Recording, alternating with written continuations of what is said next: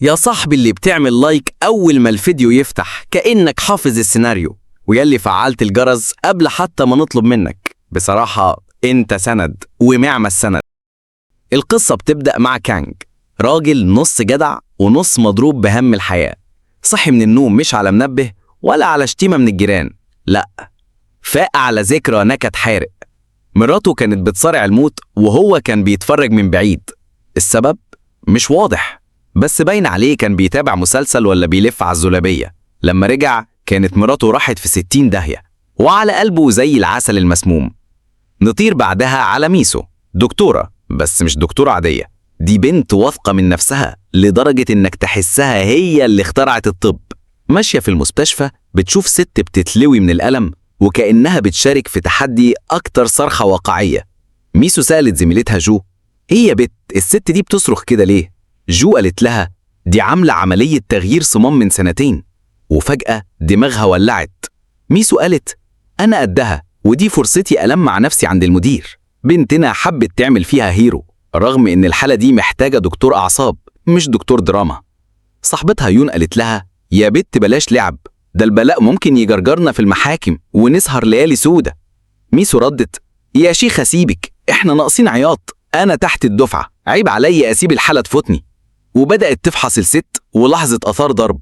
يون قالت جوزها أكيد ضربها، لازم نبلغ. ميسو قالت نبلغ إيه يا شيخة، ده احنا نلبس في قضية ونروح شهود، خلينا ساكتين أحسن.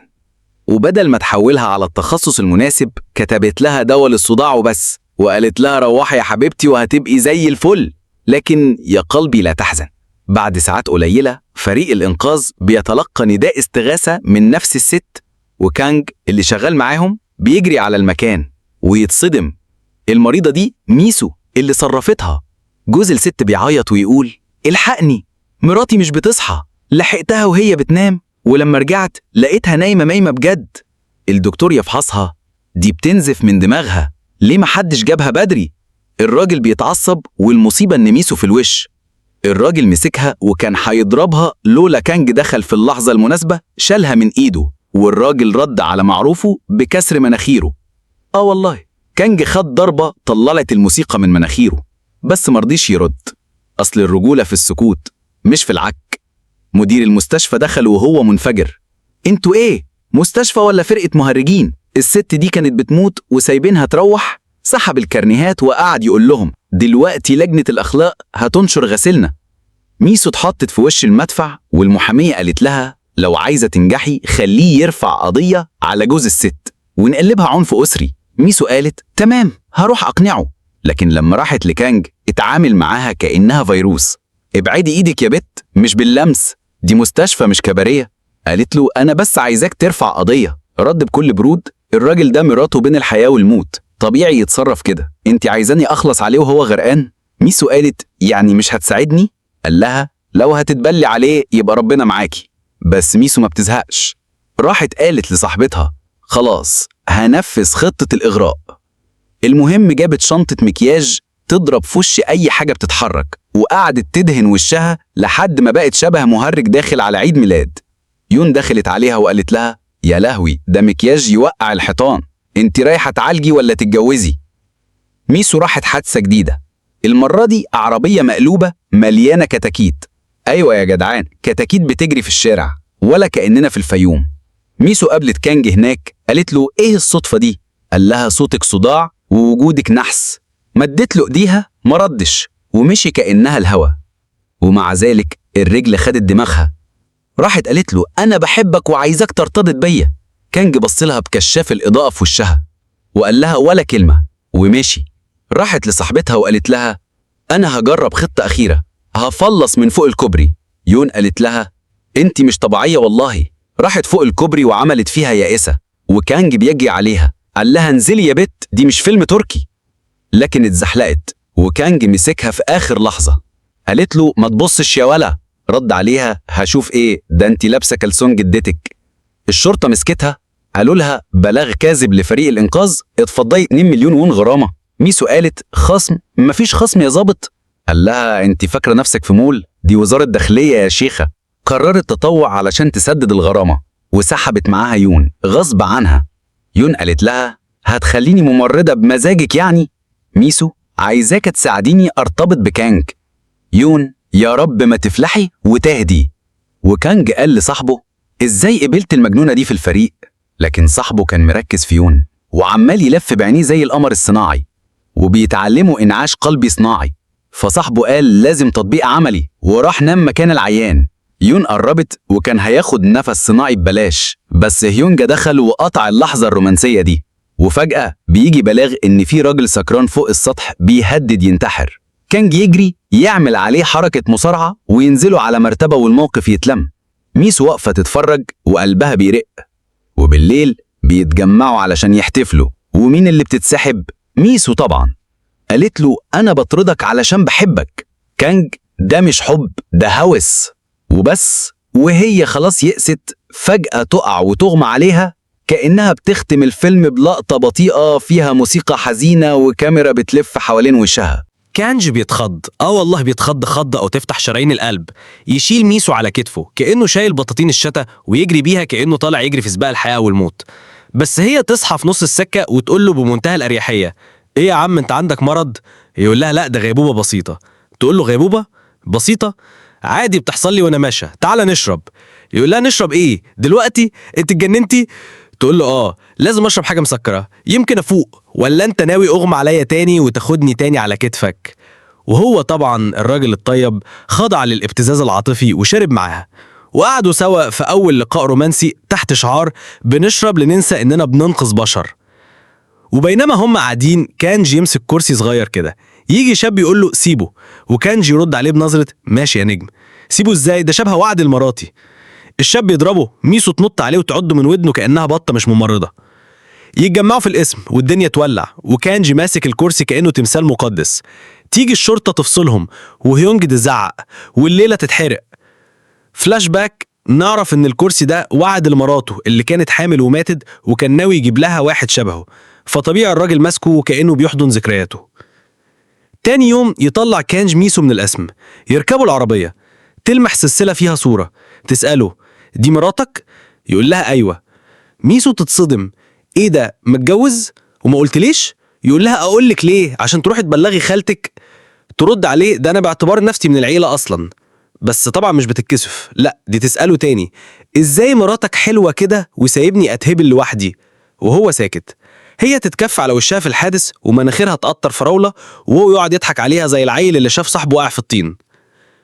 ميسو بقى ما سكتتش، تقول له مراتك سابتك؟ عادي، انا كمان امي ماتت وانا عندي 9 سنين واتكسرت بس كملت، وانت كمل يا اخي، الحي ابقى من الميت. الراجل اتأثر، بس فجأة موبايل هيرن. ترد بكل براءة ايوه يا ماما. وهو يتشل يا بنت ايه شيخة ده، انا كنت هعيط. تاني يوم تعمل له اكل على امل اقصر طريق لقلب الراجل معدته، بس الراجل مش بياكل، يمكن الاكل شكله كان مسروق من وجبات المدارس. فجأة انذار طوارئ، تسريب غاز، الفريق يلبس لبس المطافي ويخش المستودع زي أبطال الأكشن. كانجي طافي الغاز ويونسو ينفجر في وشه، وميسو تخيطه بإيديها والحمد لله لسه فاكرة إنها دكتورة. لكن لما يخرجوا فين ميسو؟ مشي وسابوها؟ لا يا عم، كانت مغمى عليها وكانجي يرجع يشيلها تاني، بس اتقفل عليهم الباب والجو يتلج. ميسو تقول له اتنطط يا عم بدل ما تموت متجمد، واتنططوا زي القرودة بس البرد كسب. وفجأة ميسو تسأله انت بتحبني؟ يقول لها لا. تقوم عامله نفسها ماتت، يوم يصوت خلاص بحبك منك لله. تضحك وتقوم، بس بعدها تقع فعلا. وكانجي يعمل حاجه غريبه قوي ما ينفعش نحكيها، محتاجه بلس 18 وعظ من دار الافتاء. الفريق ينقذهم والدنيا تبقى وردي شويه. ميسو تطلب تروح البحر وكانجي وافق لاول مره، ويقعدوا على الشط.